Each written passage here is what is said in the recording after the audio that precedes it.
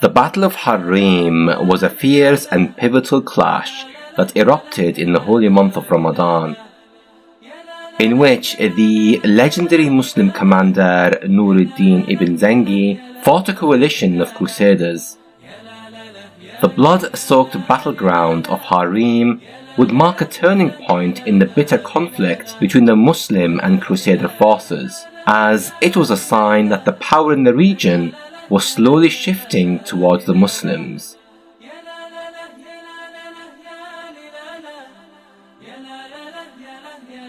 In this video, we will recount one of the most epic and unforgettable battles of the Crusade era. But first, don't forget to like, share and subscribe, and make sure to leave a comment, as your engagement will help our video in the YouTube algorithm. Jazakallahu khairan. The 12th century had been a turbulent time for the Ummah. The Crusaders from Western Europe captured Jerusalem in 1099 Common Era during the advent of the First Crusade, establishing Outremer. Outremer, literally overseas in French, refers to the various Crusader states that were established in Levant, including the Kingdom of Jerusalem, the County of Edessa, the Principality of Antioch, and later the County of Tripoli.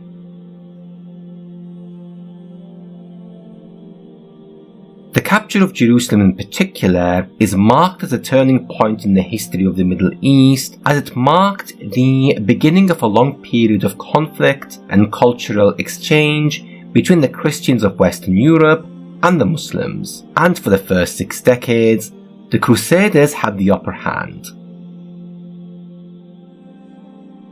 The Crusaders' initial success can be down to 4 main reasons. Firstly, they had a powerful motivation in their religious zeal. This motivation was a powerful unifying force for the Crusaders and helped them to overcome the numerous obstacles they faced. Secondly, they were able to take advantage of the disunity and the weakness of the Muslim states in the region, which were often in conflict with each other. Thirdly, the Crusaders received support from various European powers, including the papacy, which provided them with political and financial support, as well as soldiers and supplies. This support helped to bolster the Crusaders' resources and gave them the ability to sustain their campaigns over an extended period. However, things began to slowly change under the reign of a certain forgotten hero of Islam, and that man was Nuruddin ibn Zengi.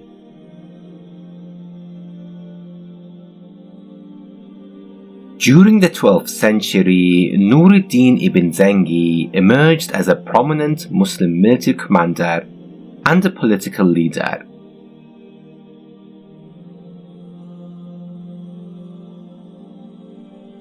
Under his direction, the Muslim forces united and successfully drove the Crusaders out of several strongholds in Levant, and succeeded in annexing Mosul, Hama, Homs, and Damascus. In fact, Nuruddin's capture of Damascus in 1154 Common Era marked a significant milestone, as he became the first ruler to control both Aleppo and Damascus since the Crusade era began. One of the reasons why Nuruddin is widely regarded as a remarkable leader is due to his instrumental role in unifying the Muslim forces against the Crusaders. Through his leadership, he was able to bridge the gap between the Muslim factions and foster a sense of cohesion and purpose among them. Nuruddin was also known for his commitment to fairness and justice, which earned him the respect of even his opponents, including many Crusader leaders, earning him the title Al-Malik al-Adil, or the Just King. On Nur ad-Din's reign, Ibn al-Athir would write, "His good rule and justice encompassed the world. I have read the reigns of previous princes, and after the rightly guided caliphs and Umar ibn Abdul Aziz, I have seen no better reign, no one that aspired more to justice than Nur ad-Din."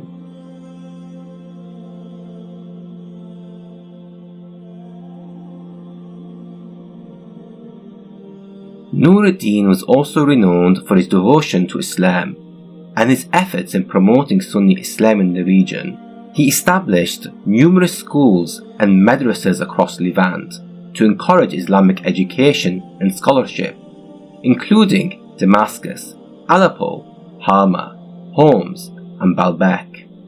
He was also a champion of Sharia law, stating, "Allah, glory be to Him, created people and knows what is best for them. He entitles a law which is for their benefit.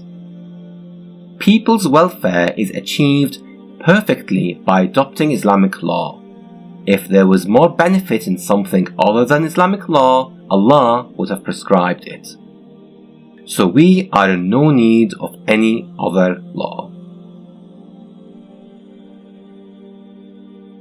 On his piety, the Medinan scholar Ibn Farhun writes, "Nur ad-Din was a just and devout king who adhered to Islamic law, inclined towards good people, and struggled in the way of Allah. He regularly performed prayers in congregations, devoted to the recitation of the Quran, and was self-controlled in his food and clothing expenses. He was careful in his speech, never speaking obscenely, whether in satisfaction or frustration. The most pleasing thing to him was a word of truth that he could hear, or guidance to a sunnah that he could follow."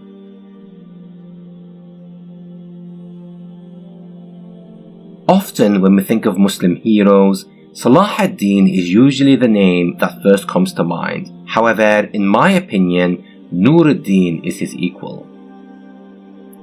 Moving on. Despite his success, he would suffer a setback against the Crusaders that almost cost him his life. In 1163 Common Era, Nur ad-Din marched his troops into Frankish territory and encamped below Hisn al-Akrad in order to lay siege to the stronghold and attack Tripoli. However, while the Muslim forces felt safe and secure in their tents, they were caught off guard by the appearance of Frankish crosses behind the hill of Hisn al-Akrad. The Franks had gathered together and devised a surprise attack, moving quickly and relentlessly, and they overpowered the Muslim forces who were unable to hold their ground. As they entered in Nur ad-Din's tent in his haste, Nur ad-Din had mounted a horse with its leg still hobbled. Just in time, a Kurdish man dismounted and cut the rope, allowing Nur ad-Din to escape, but the brave Kurd lost his life in the process. This brave Kurd's actions proved once again how loyal Nur ad-Din's followers had been, for the Kurd sacrificed his own life to save his beloved leader.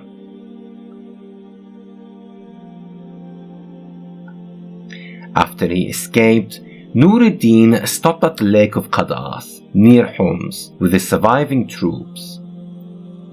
One soldier advising him against getting revenge and for him to seek refuge in case the Crusaders came after him, stating, "It is not sound sense for you to stay here.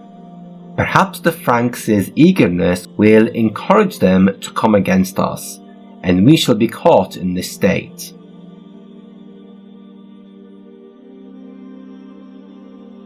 However, Rather than cower away, here is what the great hero of Islam responded with. If I had 1,000 horses with me, I would face them and not mind them. By Allah, I shall not shelter under any roof until I revenge myself and Islam.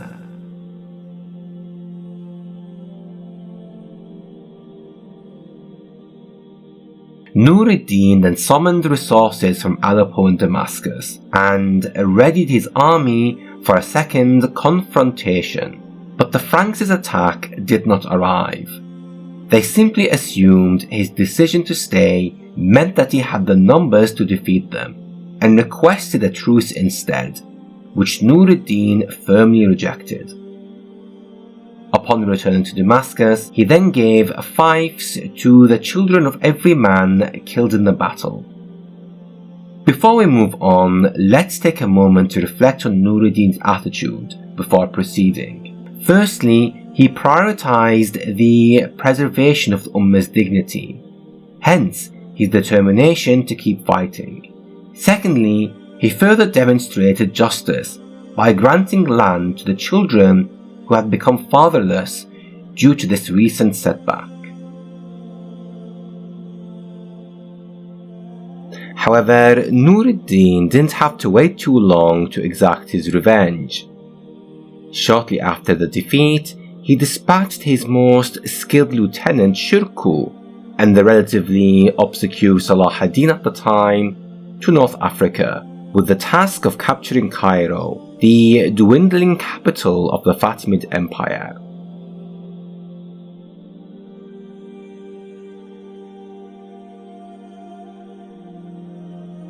In 1164 Common Era, King Al-Merek of Jerusalem departed from his land to intervene and stop the Zengids from seizing Egypt. As the King of Jerusalem was now absent in North Africa, the opportunity arose for Nur ad-Din to avenge the Ummah deep within the Crusaders' own territories. Again, this shows his capabilities as a military leader. Rather than sit idly by and wait until news from Egypt arrived, he decided to act decisively so that he could save Shirkuh and Salah ad-Din and use the king's absence as an opportunity to deliver a blow to the Crusaders. During the month of Ramadan, Nur ad-Din planned to attack the Crusaders' land to force them to withdraw from Egypt. To achieve this, he requested military aid from the provincial rulers in the region, and many responded. Interestingly, Fakhr ad-Din, Lord of Hisn Kaifa, initially refused to mobilize his troops, claiming that Nur ad-Din had exhausted himself with fasting and praying, and put himself and his people in danger. But the next day, Fakhr ad-Din changed his mind and decided to join the campaign, citing, "Nur ad-Din has taken a certain course with me.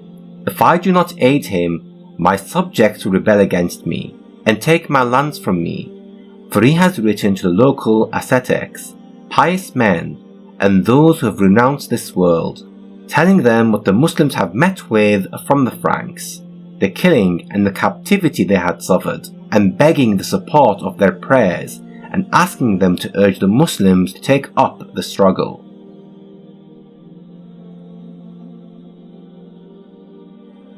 The fact that this ruler felt insecure against his own people had he not aided Nur ad-Din proves how won over Nur ad-Din had been in the region.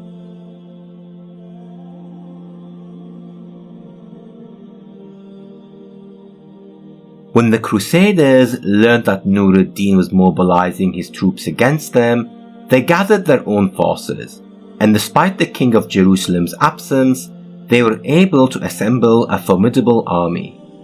William of Tyre writes, "The leaders of the Christians were soon informed of his activities. At once, all the forces, both infantry and cavalry, that could be gathered anywhere, hastened to Harim. These included Bohemond III, Prince of Antioch, the son of Raymond, the younger Raymond, Count of Tripoli, the son of the Count Raymond, Calamanus, the governor of Cilicia, a kinsman of the emperor, in charge of the imperial affairs in that province, and Thorus, a very powerful Armenian prince. After gathering his forces, Nur-ad-Din laid siege to Harim and launched multiple attacks with trebuchets. The Franks gathered from every direction along the Levantine coast and marched against him. Leading the charge was Prince Bohemond, the Count of Tripoli, the son of Jocelyn, and the Byzantine Duke. Nur-ad-Din then moved his troops to Artah to lure the Franks further from their territory and gain an advantage. However, the Franks realized they were too weak to confront him and retreated to Harim, with Nur-ad-Din and his Muslim warriors in pursuit. And so the Battle of Harim would take place. Both armies drew up their battle lines and the Franks charged the Muslim right wing. The Muslims in the area fled as a part of a pre-arranged plan, allowing the Franks to follow them and become separated from their infantry.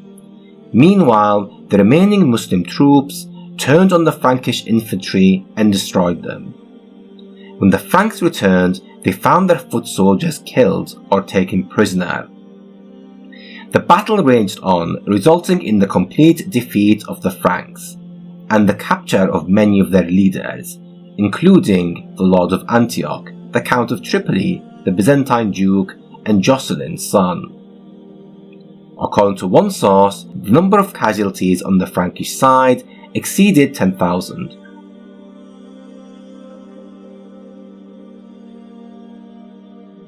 Defeat for the Crusaders proved to be disastrous, especially considering Nur-ad-Din had taken on a coalition from various forces, emphasizing the embarrassment. According to William of Tyre, the defeat was a complete disgrace, and he notes that the coalition even begged Nur-ad-Din for mercy. However, this is not mentioned in Muslim sources. William of Tyre describes his account as follows: overwhelmed and shattered by the swords of the enemy, they were shamefully slain, like victims before the altar. No one called to mind his former valor, no one remembering his own prestige and that of his fathers, strove to avert disaster or to fight for the defense of liberty and the glory of his ancestors. Regardless of honor, all threw down their arms, precipitately and ignominiously begged for life, which would have been better expended in fighting manfully for the fatherland and as an example for posterity.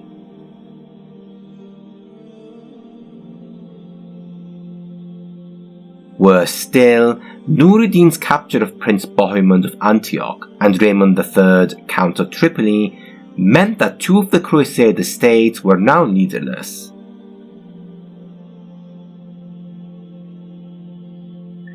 Muslim advisors suggested to Nur-ad-Din to attack Antioch, as it had no defenders, but he opted not to. He predicted that the city might surrender to the Byzantine emperor, since its ruler was his nephew. Rather than having the ruler of Constantinople as his neighbour, he preferred to have Bohemond. Nur-ad-Din eventually ransomed Prince Bohemond for a hefty sum of money. Raymond III, who would later have a big role in the fall of Jerusalem, would also be released, although the date of his ransom is disputed. Amongst those who were captured had also been the Byzantine Duke. The Duke had taken part in the expedition that almost cost Nur-ad-Din his life earlier. Nur-ad-Din managed to get his revenge on the Crusaders, but he wasn't quite finished. Later, in October 1164 Common Era, Nur-ad-Din shifted his focus to the southern border of Jerusalem and laid siege to Banyas. a critical town that was vulnerable due to its lord's absence in Egypt. The constable Humphrey of Tyrone was in Egypt with the king of Jerusalem when Nur ad-Din besieged his town. Upon receiving the news of the loss of Harim and the siege of Banyas, the king of Jerusalem returned to Levant to save Banyas in time. Nonetheless, they arrived only after the town had already fallen. It is worth noting that at the time, the king of Jerusalem was actively laying siege to Shirkuh and Salah ad-Din at Bilbas. By compelling the king of Jerusalem to abandon the siege, Nur ad-Din not only saved his most valuable lieutenant, but also preserved the future conqueror of Jerusalem.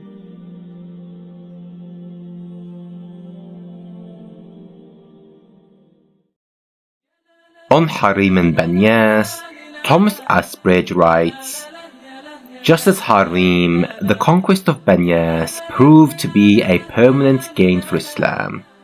The significance of this turning point in the regional balance of power was reflected in the punitive terms Nur ad-Din now imposed on the Franks of Galil. The Battle of Harim in 1164 Common Era did indicate that a gradual shift in power was slowly moving towards the side of the Muslims. However, in my opinion, it was not until the Zengids conquered Cairo in 1169 Common Era that the Muslims truly became stronger than the Crusaders. For more information on this great hero of Islam, we highly suggest watching our video on Nur ad-Din. You can find a link to it in the description of this video. Finally, don't forget to give us a subscribe to keep up to date with the latest videos we have on the channel.